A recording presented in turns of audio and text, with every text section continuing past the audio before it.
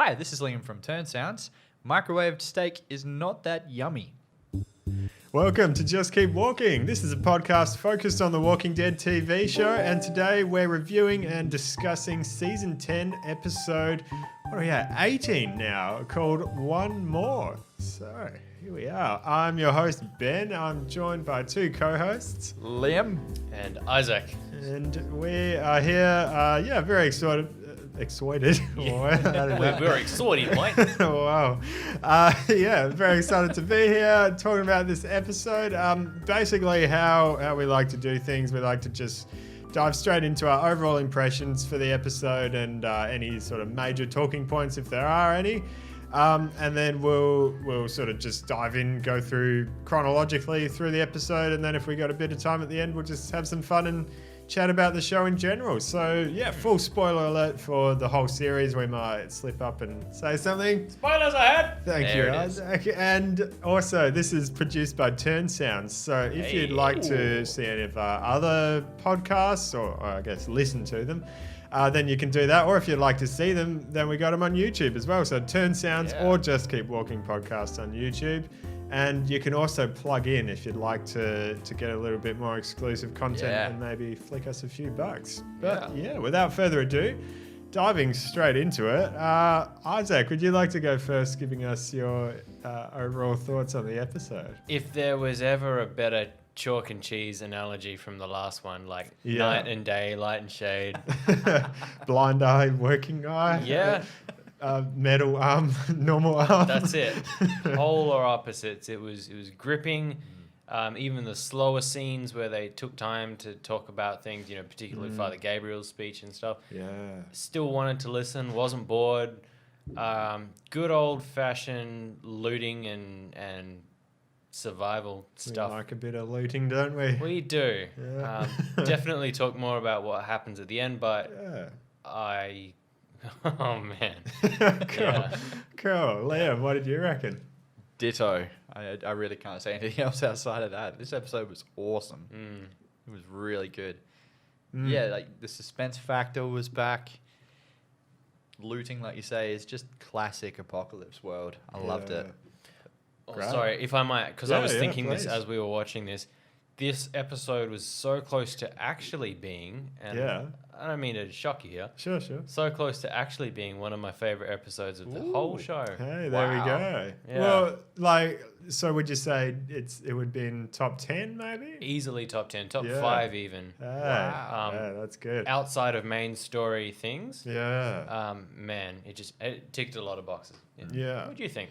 No, absolutely. I'd I'll have to give it a couple rewatches to really know how I feel about it, but I wouldn't be surprised if it ends up in my top 10. So again, just everything you guys said. It was loved it when it was things were happening. It was exciting. When nothing was happening, it was still really engaging. It was just a good episode. But I suppose and contrasting to last week, even one that we didn't enjoy as much. Could I just get a few thoughts actually regarding last week's episode, and then we'll dive into going through this one. So I've been listening to a few other reviews of last week's episode. The general consensus is pretty similar to how we felt that it's a bit average at best. But Squawking Dead actually, so Dave and Rachel who run that, they actually gave me a bit more appreciation for the episode. So this ties into this week's one as well quite a lot. I'll try not to get too sidetracked here, but let me just give you one example. Tell me if I'm getting carried away. So the movie Gravity, right? Oh wow! Okay. Okay. So this is one that's like always just easy to point to as an example of like plot versus story and themes and stuff like that. So if you look at the plot of Gravity, it's not great. They're just like astronauts. One ship blows up and then she goes to the next one. It blows up and then she goes back to Earth. It's like it's a bit average. But the themes and the story and the symbolism and everything that's going on is like amazing, and there's so much there that you can pick up each time you watch it. So that one I would say both for this week and for last week, you can sort of look at it through those two different lenses. Last week the plot like what was actually happening side of things really didn't grab us at all. But they pointed out some things along the lines of Leah. Was that her name? Yeah, there we go. You know, her dealing with the loss of her son, being stuck in this cabin, like literally in this place of sort of remorse and stuck in this place after having lost her son, and then Daryl sort of brings her out of it. You're seeing all these parallels to where Daryl is after losing Rick, and they're talking about where Carol is after losing Henry, just seeking revenge, looking for something to sort of fill that void. And you're seeing Daryl go through all these things, but eventually when Carol and Leah call him out saying, hey, you've got to move on, you're taking this too far, you don't know when to stop, then that's when he sort of realizes, yeah, you're right. Whereas with the conversation they have at the end with Carol, Daryl's called her out a whole pile of times saying, hey, you're going too far, you need to stop, but she hasn't stopped. And so there's all these things going on that when you look sort of below the surface, there's a bit more there as far as thematic stuff to dig out of it. But obviously I think it is important to get, you know, the actual plot and entertaining side of the episode right. That's it, yeah. First, and then once you're hooked and you're in it, then you can sort of dig those deeper things out. So yeah, all that's to say it's given me a little more appreciation, but there was still quite a bit lacking there. But this week it felt like they got both those things right. There was heaps of thematic stuff and all these sort of underlying themes and story elements going on. But also just what was happening was entertaining enough in itself. Like you said, the looting, and there was, you know, some cool action, and just it was entertaining. So yeah, because like that's every English teacher's dream, where it's like, you know, the man walked into the house, made himself a cup of coffee, and went to bed. You know, cut thing, and then they look at it. Oh, you can see the curtains were blue, and that symbolizes that he was deeply depressed and all of that. You're like, okay, sure, it had meaning, it had symbolism, but it was boring to watch. So the symbolism doesn't drive home. It doesn't teach you what you were maybe supposed to learn. Yeah, sure, exactly. Cool idea about gravity, though. I just find that the easiest way to explain it. Although gravity's still entertaining enough to watch, even though the story's kind of like, oh, well, she's just going to one ship and then the next one, but it's entertaining at least. So I guess diving into the start of this episode, right from the start, we've got all these sort of layers of symbolism and things going on. Laura Belzy, the director, obviously, when we had a chance to her, explained all the the reasons, the dandelions in there and what she liked about that. So go and listen to that if you haven't had a chance yet. But even outside of just the dandelion itself, the flowers, like right from the start, it's telling you, okay, well, the sort of themes that we're looking at are, you know, there's this beauty and stuff in the world, but now that the zombies have come in, everything that's beautiful eventually just gets destroyed and covered in blood. And and it was also a clever way, I suppose, of avoiding having to do COVID like action stuff. Like you could cut away from the actual zombie fighting and just to the flowers to see them covered in blood. So it ticked 2 boxes there. But yeah, any other thoughts on like the opening when they I guess they find that building as well? Hey, Liam? My first thought was the group that was chasing Maggie, the Reapers, was it? Yeah. I thought, are we about to get like another intro to these guys? Are they hunting down all the places that Maggie's like, hey, this is a good spot? Or I wasn't super sure. Like, is this an outpost of Maggie's group or? Well, hey, that could actually tie in. You never know. It could come back later that they've burnt that place down. From what I understood from what they were saying, that was a list of just houses and buildings that hadn't been raided yet or hadn't been explored. So go and check out these places. You might find something. But yeah, that's a good thought, actually. I like that. Yeah, that's where my mind went. I'm like, oh, maybe the Reapers are making an appearance. Yeah.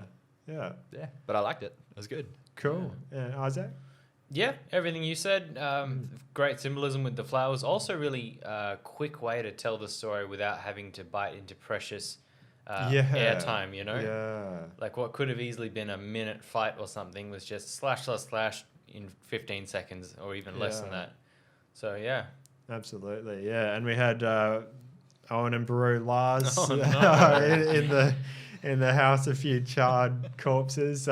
But even there, you're seeing still that there's flowers growing over the bones. So there's kind of a whole pile of different different things ways. there. Yeah. Yeah, which is cool. I like it. Yeah, so we got the egg timer thing. I thought it was a bit of a waste. I mean, they threw it into the middle of the grass. Surely you don't want to go in there to get it back. But clever at least. You were pulling up the Dumb Ways to Die song. Were you doing that? I heard something playing on your That phone. was a bit of an accident. That's Okay. yeah, go see Jedi Knight Jedi Academy Core for the Okay, story behind that. fair enough. It shouldn't happen. But the egg timer, anyone who's ever used one, it goes Yeah. tick, tick, tick, ticks down to 0, then goes brrrt, or something. Or maybe like 3 or 4 seconds. Not like ongoing until you turn it off. At least none that I've ever used. I think there are some different ones, hey? Because Yeah. like if you're in the next room, you want to not miss it if, you know, your cookies are going to burn in the oven, whatever's going on. Not the cookies. Great idea though. I think. Yeah. And Daryl's done that before in Yeah. the Whisper introduction episode to try and pull the horde away, but then they turned around.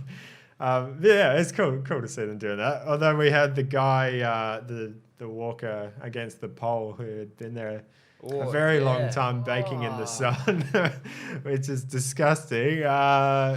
Yeah, Isaac. Any thoughts? Well, I'll just caveat this whole episode with we had a lovely discussion with the director Laura Belzy. Yeah, And she knew that we were going to see all of this stuff, and she said nothing. So for this whole entire episode, every yuck thing that happened, like with the degloving of the hands later on, I was like, you knew that was going to happen to us. No warning. No. Yeah. I was eating dinner again as well. Oh, you were eating. Yeah, that's right. Rookie mistake. I should know better. But yeah, it is always, I always appreciate a bit of creativity with this stuff. And we've seen like walkers sort of grown into trees before. And you know, we're, 11 or 12 years in now or something like that. It is very cool to see just different versions of walkers that have been there for so long that they've almost just melted and become a part of something. It's gross, but it's kind of cool. Yeah. I love how they woke it up too. Just throwing a rock at it. I love it. It's so simple. It's so effective. Like the screen pans out or whatever. You're on this walker, or do you know? Is it a walker or is it a dead body now? But all of a sudden, this rock hits it, and a few seconds later. I love that. Yeah. Keep it simple. Yeah.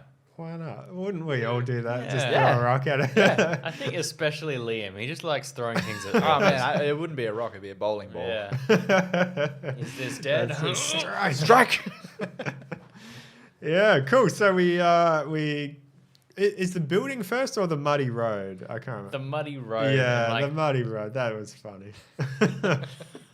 So the thing, grabs his ankles or something like that. Yeah. And so he falls face first just into this thing of mud. You didn't think to put your hands down first or fall onto your shoulder or something? Like you had to just, I don't know. It was very Did he have his machete out? I guess you want to be careful that you don't stab yourself. Still face first. It was worth it for the laugh.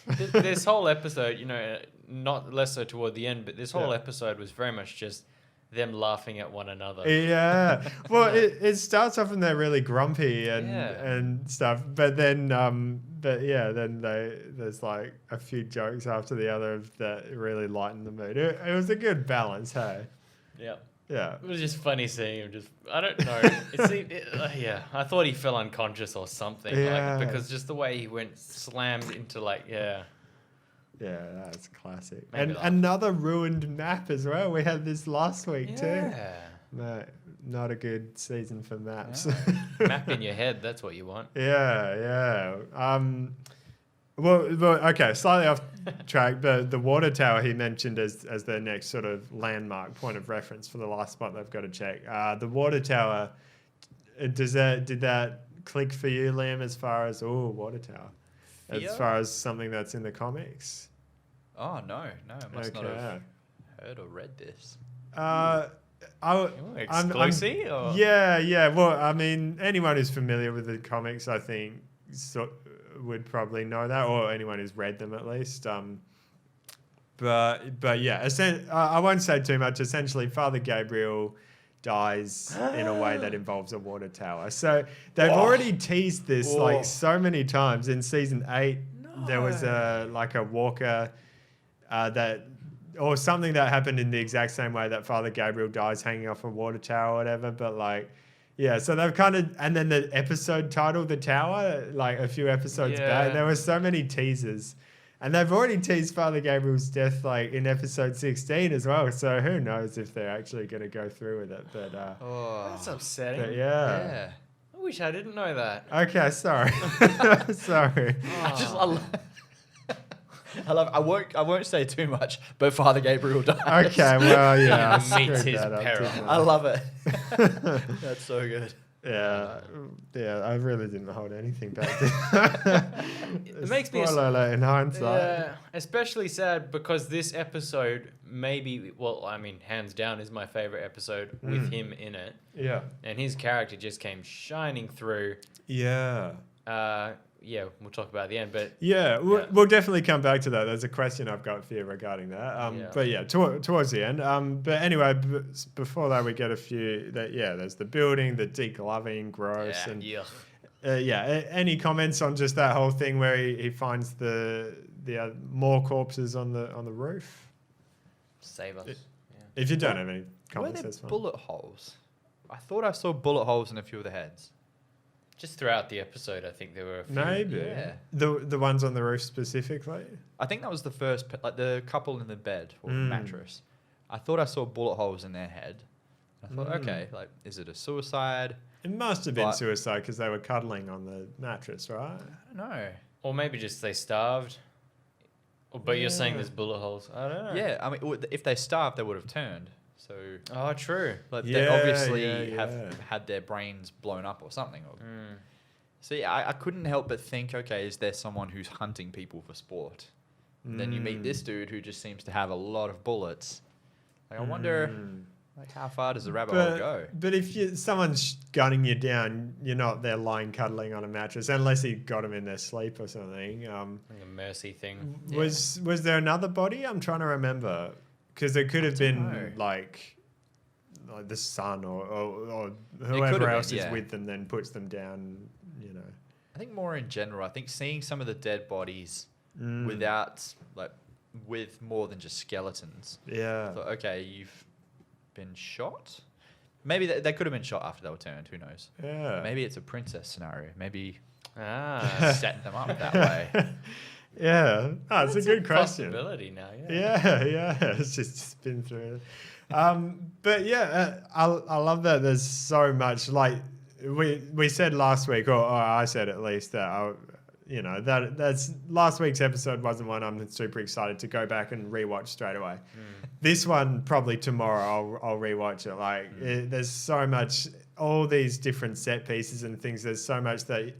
Details and things you want to look, stories that have happened, and there's just so much to dig into, I reckon. So very much looking forward to rewatching. And if you can allow me this, sure. Talking about symbolism, each and everything that I'm trying to think if there are any exceptions, but each and every problem that comes their way in this episode, kind of gets remedied almost straight away. Like. Think he falls in the mud and then it starts raining and they get all cleaned off, you know? Right. Aaron gets charged by this boar, but then, now we have something to eat for dinner type thing. Like, it's kind of the good and the bad, finding the balance in those sorts of things as well. Yeah, absolutely. Hey.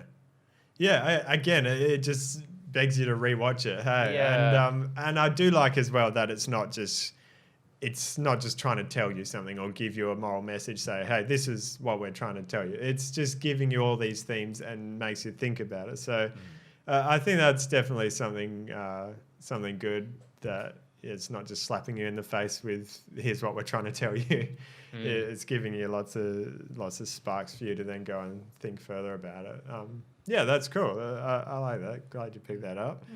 But yeah, so we arrive at this abandoned warehouse. Again, just the sets in this, like, you know, the setup as COVID episodes that they had to do just sort of on a, they didn't say lower budget necessarily, but that's what we were kind of expecting, like lower budget, just a couple of characters and stuff. But it looks like they've gone all out with these sets. Hey, you've got so many different locations in the one episode, and the sets we do get look really well decorated and stuff. So yeah, kudos to whoever did that. But yeah, so the boar, like that was a good laugh, hey? Yeah. From when he goes, what did he say? Like, oh Lord. Yeah. He's actually wheezing at one point.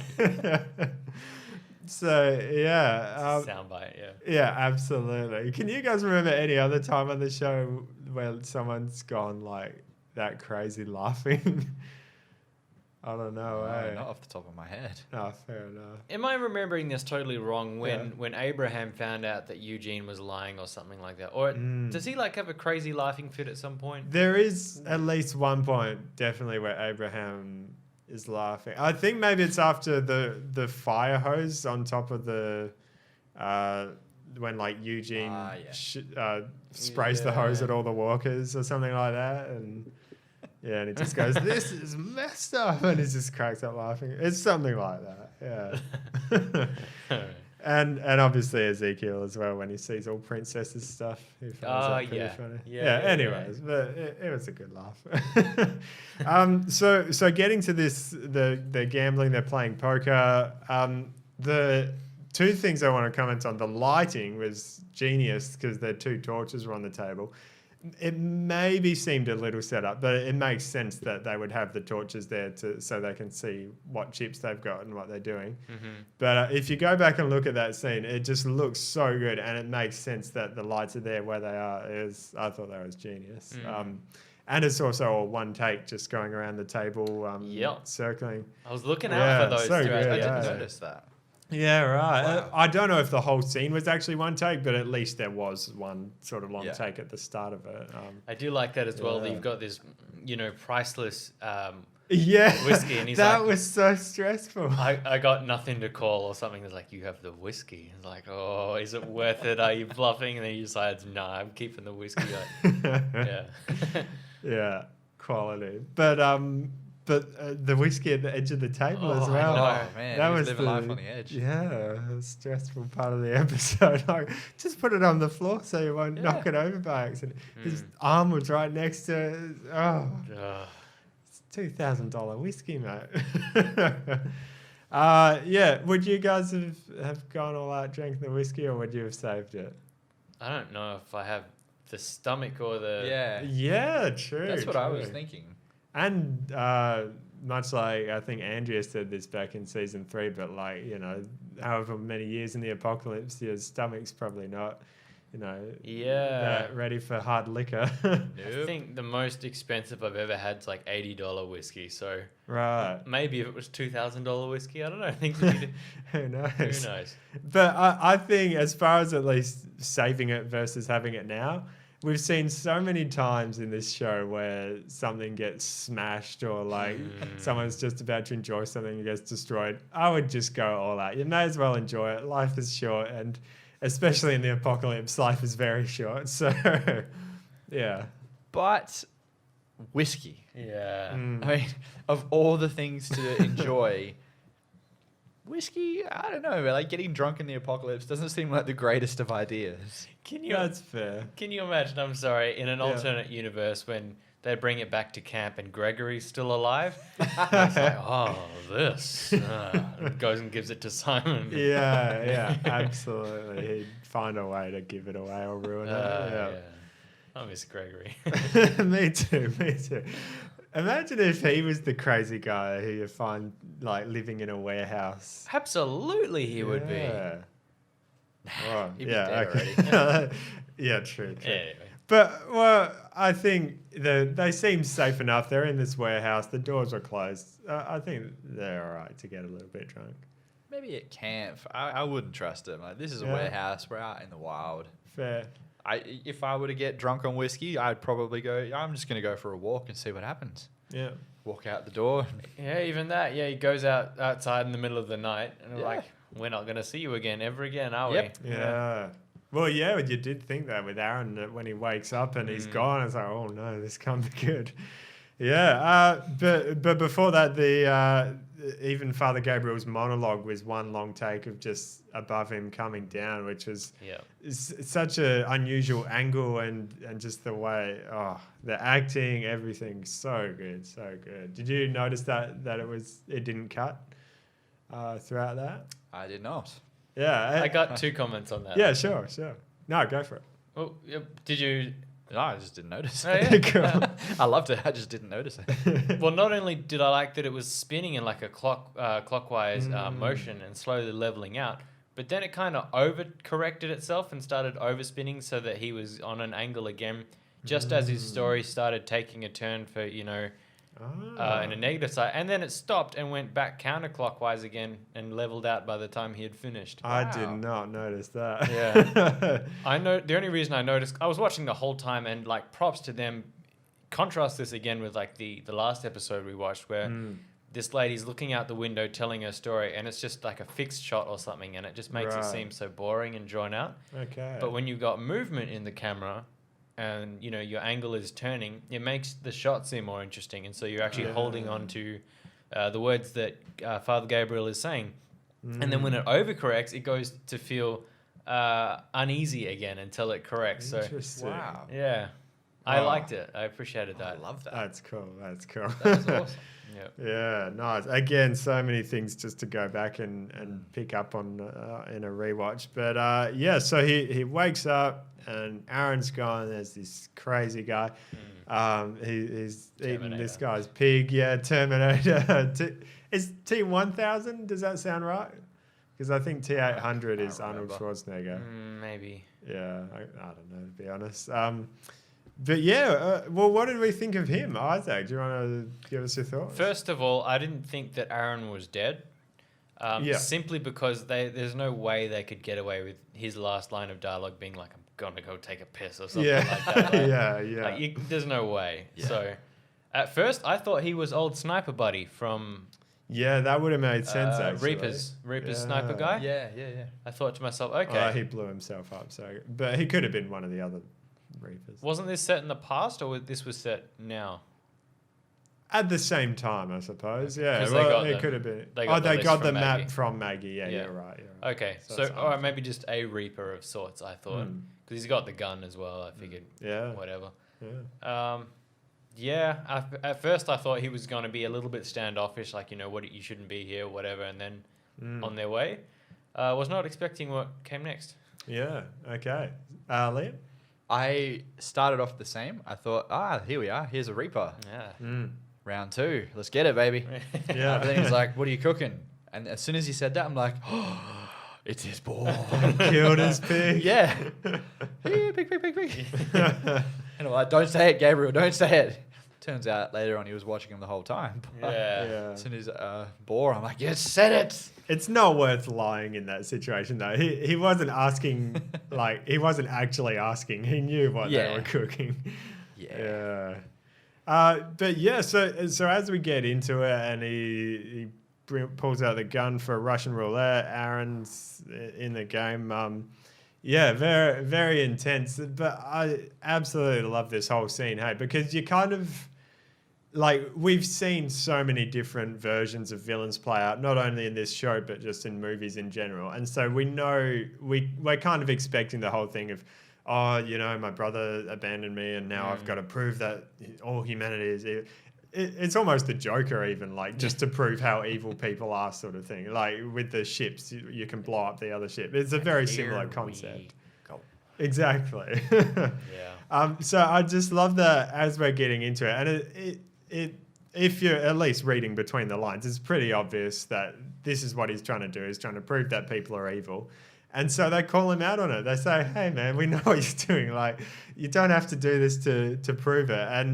And there's, there are just so many cool dynamics in there. But, Liam, what did you think of that whole scene and the way it played out? I thought it was really good. The acting was incredible, especially after they pulled the trigger each time. Yeah. That was brilliant. But there was one thing I kept on thinking. Yeah. Especially when you hear that little click and he's like, makes a different sound when the bullet's in the chamber or something. Yeah. Like, just shoot the guy. Yeah, and after he did that, Aaron's holding the gun, and there's the shot with the gun and him, and he like turns away for a second. He's like, get him! Yeah, that's what I was thinking. Yeah. The whole time I thought, like, you don't need to pull the pin back to be able to shoot it, do you? That just makes the shot a lot easier. That's my understanding of a revolver, right? I don't know. Doesn't the pin hit the thing, ignites the gunpowder, and then it... Yes, but you don't necessarily need to cock it to shoot it. Like, you can still pull the trigger and it will... Whereas if you pull the pin back and then pull the trigger, it's just an easier shot. Oh, right, yeah. If you do that, yeah, I gotcha. So I thought, okay, 6 shots. I don't know, distract the dude. I was thinking the whole time, I'd be like, there's a walker behind you, buddy. Or like, now, get him! And when he turns around, he'd be like, who's there? You've got 6 shots. Yeah. 1, 2, 3, 4, 5, 6. One, you're probably going to get him. Well, that I thought, the first time he did it, Father Gabriel, I thought, he doesn't know how it's going to go down. Click, oh, okay, I'm not dead. The way that I was looking, because when you look at the front, you can see the position of the round in there. So I thought he's like pointing it toward Aaron, like, look at where it is. Yeah. And you'll know if you're safe or not. And I thought, because Aaron looks down at it, and I was like, okay, so he's seen where the positioning is, and then he clicks and it's fine. Like, he does. Can you see it once you see it? Yeah, because there was the close-up where we as the audience clearly saw it was. Yeah. No, that's a good point. That's very fair. But then, there's an obvious click when it's... So why didn't you just shoot the guy? But I thought they were trying to... It's so risky, though, because he's still got a gun kind of pointed at them, and if you time it wrong by a split second, it could all go wrong. That's why I thought distract him, make him turn around. Because Rick actually says a cool line about that. You remember when, that stupid brat boy who goes and shoots Carl in the eye? Oh, yeah. Wants to learn how to shoot. Yeah. and Rick makes a point of saying, if you just go and shoot someone as you point, you're going to miss them. You actually have to aim and then pull the thing. Yeah. So perhaps there wasn't the window of time needed to do that. Yeah, and you're under so much stress. Yeah. You've got a split second, you've got to get it exactly right, and if you don't, then he's just going to go crazy and kill both of you. So And then you're proving him right as well, in a way. Yeah. Who cares? Yeah. Dude's got a gun pointed at your head. I'm not fussed about saying I don't want you to be correct. Like, I just want to neutralize the threat. Yeah. If I were in that position, I probably wouldn't do this, but I'm going to say I'm going to do this because I would have been under so much stress and adrenaline. But I'd subtly look behind him a few times, keep the eye contact. Yeah, that's clever. Look just a little bit behind him and try and make him think that I'm Where are watching you someone looking? sneaking. Yeah. And then I don't know, either that or be like, now! And so he turns around. And then you've got that time to... Yeah. Smart. Still, though, under so much stress, I don't know, I wouldn't be thinking that clearly probably in that situation. Who knows? Yeah. Neither would I. Who knows? There's also no guarantee that you'll kill the person, even if you hit them in Yeah, the and skull, if you just hurt them, that's going to make things a lot worse. Yeah. They weren't tied down, though, were they? I don't believe. They were Gabriel tight- wasn't. they were- Aaron was. One of his arms was. Yeah. Anyways, moving on. With the way the scene did play out, it seemed to go so well. Hey, they convinced this guy, and he gave up. He's like, well, can't remember what he said. Space. Yeah. So this is the part that makes it not my favorite episode. Yeah. Okay. Of the whole thing. I was very curious to hear about this because you're saying, well, you said before that you'd be sad if Gabriel died now because you like him, but But I remember you really not being a fan of Rick when he went and killed people against his word and stuff. How did you feel about how Absolutely. Gabriel killing the guy? Not only is it a betrayal of the character or what he's supposed to represent as Father Gabriel, but you've got this guy that you've talked down from the ledge effectively. He's lowered his walls enough to actually tell you his name, which is take the most hostile thing of him pointing a gun to, hey, I've untied you, I've put down my weapon, and here's my name so that we can start to trust each other. And then Father Gabriel, like in cold blood, pretty much kills him. If no remorse either. It's just Oh, well, let's go. as if like there's not, I don't know, maybe every single person in your camp has done something pretty bad at one point. Like you're gonna say, oh, he killed his family or something, which he didn't even know if he did or not. That's just what he said. Yeah. So I don't know, not a good look for Father Gabriel at all. And I was kind of like, that was just not necessary at all. True to the character though, to where he is at the moment, I think, because remember he killed Dante, and he's kind of going a bit off the edge with that side of things, and really not trusting anyone. So in the sense that yes, I didn't agree with what he did, and Aaron clearly didn't. Aaron was not a fan of that. But yeah, true to the character at least to where he's at now, and I guess that's maybe part of the whole theme of the episode is, you know, you could say Gabriel's the flower of this light person who was always, you know, positive and looking for the bright side of things, and now he's the one who's been corrupted and destroyed by this world, and really, man, like, because the whole time this was playing out, Robert Patrick or Mace, Yep, cool. He's the wild card in the scene. You don't know what he's going to do. Is he going to shoot someone? Is he going to make them shoot each other? What's going to happen? And it seems like, okay, now we've got this all figured out. And then it turns out Father Gabriel's the wild card, and he's the one who you can't predict what's going to happen. So it kind of flipped the whole scene. Part of what's kind of cool about the questioning that goes on, because Mace is trying to prove that, you know, people in the world are evil. So he actually says to Aaron, you know, oh, what happened to your hand? Expecting, oh, some guy cut it off. Same with your eye. Like, what happened? Oh, it was just an infection. And he's like, damn it. Like, you know. Yeah. So he's really trying his best to prove his point, which is not working out for him.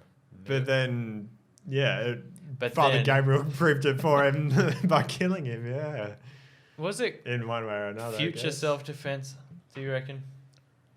Look, there's a valid argument, because to bringing this guy back to the camp who's clearly a bit mental. Yeah. What do you reckon, Liam? I initially, because I'm on the same train of thought, like, no, that's bad. Don't do that. He lowered his defenses. He was willing to, like you say, strike up a conversation. But then I thought, okay, well, what can you do? I initially thought, we'll lock him up. They've got the jail. But then I thought, do they, though? Because Alexandria was overrun. I don't think... Oh, no, they were rebuilding it, weren't they? They were putting up the wall. Yeah. So, yeah, realistically, they've got the jail cell. Lock the dude up. Because what was Negan's, like, slogan, if you will, or his mission statement? Do you remember what that was? What, people are a resource? That's it. Yeah. So they could have just, like, disarmed this guy, you know, tied him up and led him on a rope back home or whatever.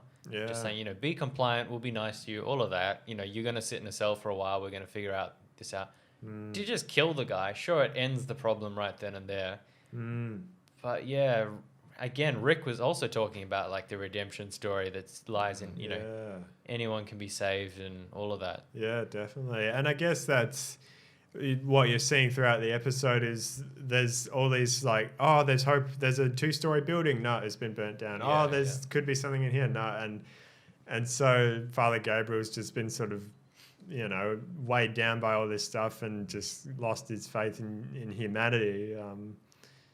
And you really don't quite know where he's at the moment because he seems so convincing when he's talking to Robert Patrick about, you know, the goodness in people, but then you've heard his drunk, you know, rantings about how he's kind of seeing things. So, yeah, any thought, like, do you guys have any thoughts on where he's actually at the moment? He seems unhinged. What's that? Like, he just seems unhinged. Unhinged, yeah. Yeah, he just lied. Like, in cold blood, killed him. The thing that really like smacked me across the face, no pun intended. Yeah. Was like there was no remorse either. It was just like, oh yeah, like we couldn't take him back. He killed his whole family. Yeah. As if that makes it okay. Like, well, we didn't even discuss it. Yeah. But it was just question. Yeah, it was like, oh yeah, it's cool. Yeah, but just killed a dude. But yeah, no worries.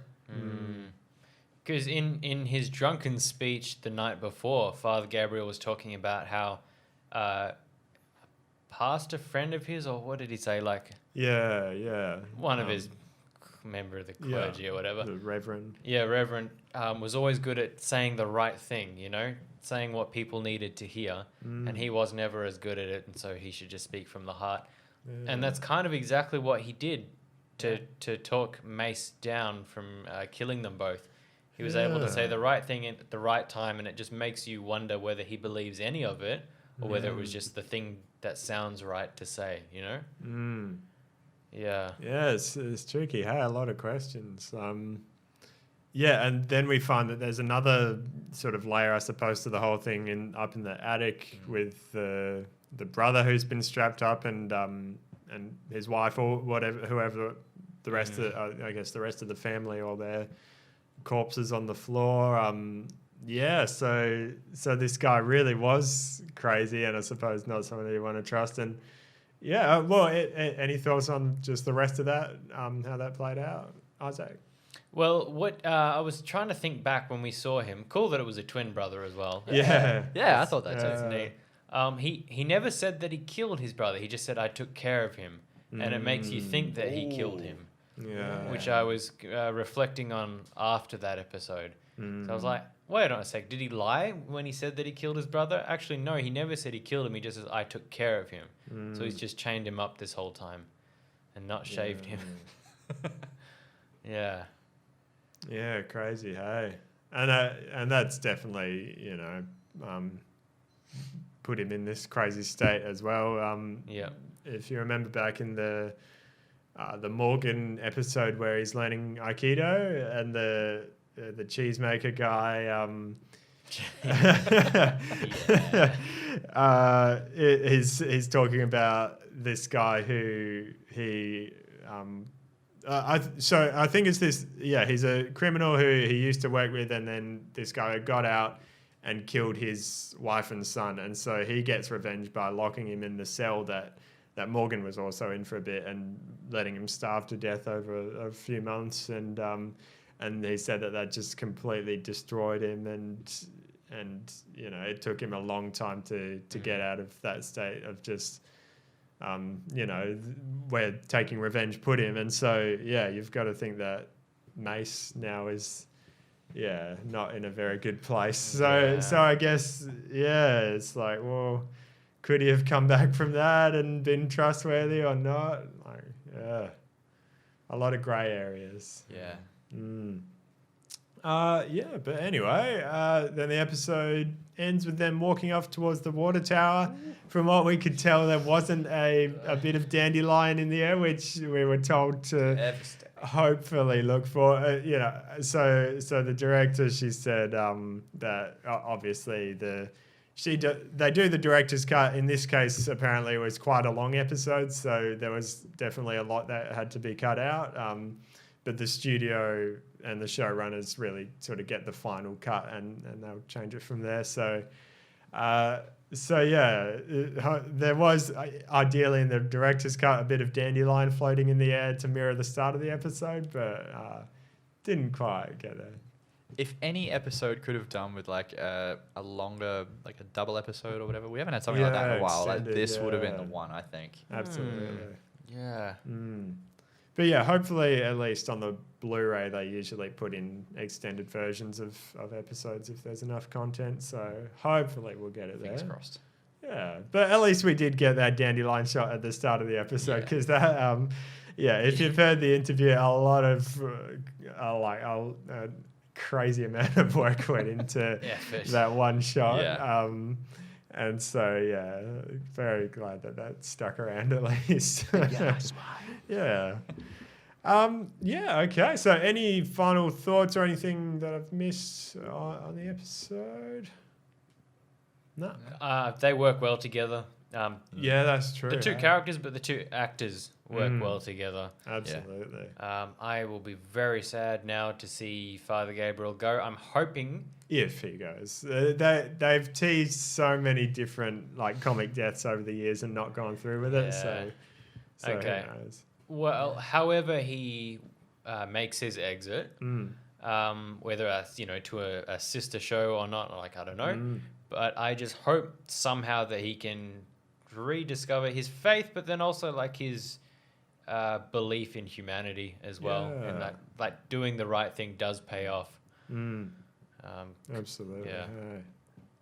Yeah, there's got to be a balance. We've seen him sort of, with his faith, but he was a complete coward, and he's gone through all these phases. He was really great for a couple seasons and had got his courage back and everything, and was still optimistic, but then he's gone really grumpy and angry in the last season or two. Yeah. So yeah, hopefully before he goes out, he'll find that balance in there somewhere. And yeah, we'll just have to see, I suppose.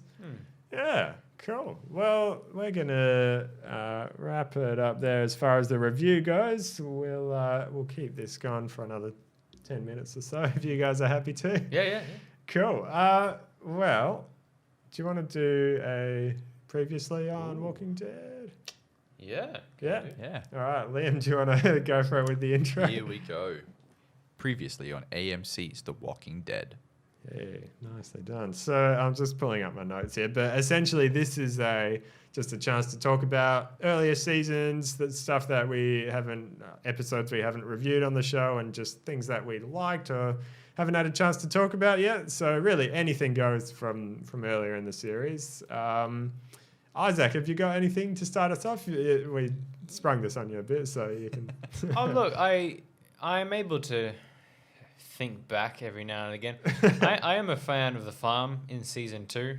Sure. The whole setting is quite nice, particularly the mystery of the barn, I think. I can't remember exactly how it happens, but I think Herschel gives them one rule, like, stay out of the barn or something like that. And then, of course, during Up to No Good sessions is all I'm going to say, Glenn and Maggie, I think Glenn goes back there. Is that what happens? Yeah. Yeah, I do like that there's this looming kind of distrust, because we meet Herschel and the gang, and the first thing we say in this series is like, can we trust you? What are you all about? Sure. And the fact that he's got this barn, this skeletons in the closet, almost literally. Yeah. I think it's a good bit of mystery that... I don't know, it casts a bit of doubt, but then it also pays off one of the bigger reveals of the series. Yeah. Season, rather. Yeah. Definitely. Yeah, it ties the two mysteries into one, sort of climax there. So, yeah. Nice. That's cool. Liam? Funnily enough, my first thought was the farm as well. There you go. I was thinking of the part where, pretty much all goes pear-shaped. But then I thought of the barn too. I thought the barn and Glenn's reveal, and also I haven't watched it in a while, but the camera work when you see them in the barn the first time, the camera work was really good if I remember correctly. Okay. I'm gonna need to rewatch it, but I feel like there were some pretty cool shots of the walkers moving around in the barn. It's like a top-down view in the barn, I think. Yeah, as Glenn's looking down. Yeah, but was there one where it was from the bottom up? Oh, I think you're right, actually. Yeah, I have that picture in my head. Yeah. And it has this there's like the silhouettes, and Glenn's got his torch. Yeah, and there's this really ominous theme with it because, you're sort of watching it like from above. Yeah. But following on from the barn, because I can't use the barn anymore.